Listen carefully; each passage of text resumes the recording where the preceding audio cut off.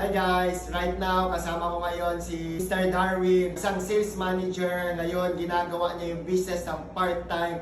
Tanungin natin kung ano yung nagustuhan niya sa business at magkano yung cleaning niya ngayon na income niya. Hawak-hawak niya yung check. Nakita niya guys. Sir Darwin, ano yung nagustuhan mo dito sa business?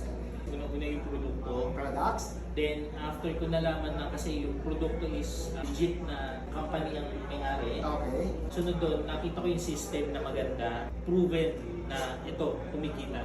So ito, meron siya ngayon, Darwin Borja, 104,364.74. And ito kay Mrs. Akalain mo, Angelica Borja, kumita ng 12,420. So ang kinita nila mag-asawa, 117,000 pesos.